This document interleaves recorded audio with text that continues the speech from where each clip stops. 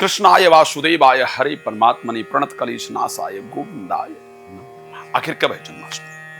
ये कंफ्यूजन बहुत रहता है। दिवाली पर तो आपने देखा कई सारे चैनलों कब है दिवाली, इस प्रकार करके एक प्रोग्राम क्रिएट किया था।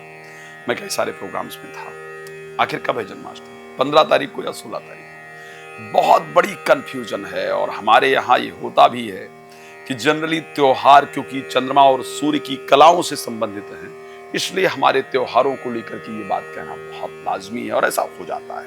हम लकीर के फकीर नहीं है कि हम उसी तारीख को लेकर के चलें। हम जनरली तिथियों की जो साइंटिफिक प्रमाण है उसके अनुसार अपने आप को चलाने का प्रयास करते हैं, क्योंकि आज साइंटिफिक से हट करके हम लकीर के फकीर वाली परिस्थिति तारीखों पर आ गए हैं, इसलिए ऐसा हो रहा है। मैं हूं आपके साथ आपका अपना डॉक्टर राज मिश्रा, आप लोग जानते ही हैं। तो आखिर कब मनाया जाना चाहिए श्री कृष्ण जन्माष्टमी? अष्टमी जो तिथि है 15 तारीख को रात को 11:50 पर प्रारंभ होगी। कुछ पंचांगों के अकॉर्डिंग रात को 11:50 पर अष्टमी तिथि प्रारंभ होगी और 16 तारीख को रात को 9:35 पर करीब जाकर के खत्म हो जाएगी। अब बहुत बड़ा विषय है कि लोग कहते हैं और ऐसा माना जाता है कि भाई अष्टमी तिथि जन्म के समय होनी चाहिए, रात्रि को 12 बजे अष्टमी तिथि होनी चाहिए, तभी जन्मोत्सव मनाया जाता है, जन्म मनाया जाता है भगवान का। अब क्योंकि अष्टमी तिथि अगर देखा जाए तो 15 तारीख को ही प्राप्त हो रही है, 16 को तो अष्टमी तिथि रात को 9:35 पर समाप्त हो जाएगी। तो अब ये कंफ्यूजन उत्पन्न होता है कि आखिर फिर क्या किया जाए। शास्त्र एक बात कहता है बहुत स्पष्ट कि जो अष्टमी तिथि है भगवान कृष्ण के जो जन्म के विषय को लेकर के माना जाता है, शास्त्र ने कहा कि उदया तिथि, जैसे बहुत सारे विषयों पर दोनों जगह एक कंट्रोवर्सी है कि उदया तिथि सिंह राशि गते सूर्य गगने जलादि कुले मास भाद्रपदे अष्टम्याम कृष्ण पक्षे अर्धरात्र के वृष राशि स्थिते चंद्रे नक्षत्रे रोहिणी युति। शास्त्र कहता है और कई सारे पुराण, श्रीमद् भागवत की बात की जाए, श्री भविष्य पुराण की बात की जाए, अग्नि पुराण की बात की जाए, विष्णु पुराण की बात की जाए, संहिताओं की बात की जाए, व्रत उत्सव इत्यादि ग्रंथों की बात की जाए, उन्होंने कहा बुधवार को रोहिणी तिथि के अंतर्गत अर्धरात्रि कालीन चंद्रमा वृष राशि था, उस समय पर भगवान का अवतरण हुआ, भगवान का जन्म हुआ। अब इन सभी चीजों का मिल पाना बड़ा मुश्किल होता है और इस बार भी यही परिस्थिति हो रही है कि ये सभी चीजें एक साथ नहीं मिल रही हैं। तो शास्त्र उसके लिए क्या आज्ञा देता है कि हमें फिर किस प्रकार की परिस्थिति करनी चाहिए। शास्त्र ने कहा कि सप्तमी युता अष्टमी ग्रहण नहीं करना चाहिए, सप्तमी युता अष्टमी ग्रहण नहीं करना चाहिए। लेकिन शास्त्र का एक दूसरा कंट्रोवर्सी ये है कि जिस टाइम पर जिस देवता का जन्म हुआ उसी समय पर जो है आपको वो त्योहार मनाना चाहिए। तो साधारण पब्लिक के मन में बहुत कंफ्यूजन होता है कि ऐसे क्या किया जाए। लेकिन एक बात कहा जाना चाहिए, शास्त्र का एक और नियम है कि यदि सूर्य उदय के बाद 3 घड़ी कोई तिथि विद्यमान है, आफ्टर सनराइज 3 घड़ी यानी 72 मिनट करीब कोई तिथि अगर विद्यमान है तो उस तिथि को पूरे दिन स्वीकार किया जा सकता है, पूरे दिन माना जा सकता है।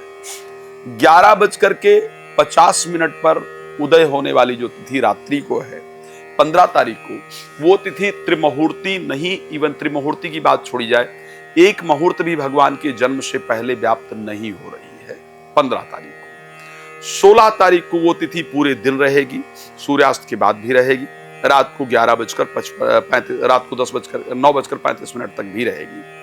ऐसी परिस्थिति के अंतर्गत शास्त्र की मान्यता के अनुसार और जहां पर मथुरा में भगवान का जन्म हुआ, गोकुल में हम लोग भगवान का जन्मोत्सव मनाते हैं, हम लोग भगवान का जन्मोत्सव सेलिब्रेट करते हैं।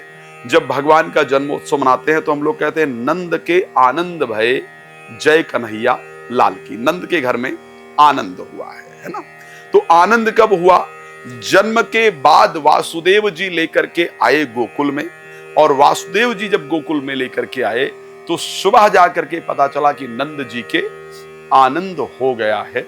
हम सभी के लिए जो आनंद सिंधु सुख राशि भगवान का अवतरण हो गया है, तो हम सुबह उस दिव्य दर्शन को सेलिब्रेट करना प्रारंभ कर देते हैं, उसको मनाना प्रारंभ कर देते हैं इस विधि के अनुसार। और इवन मथुरा के अंदर नवमी युक्ता अष्टमी ही ग्रहण किया जाता है। उदया तिथि की जो अष्टमी है उसी को एक्चुअल में ग्रहण किया जाता है।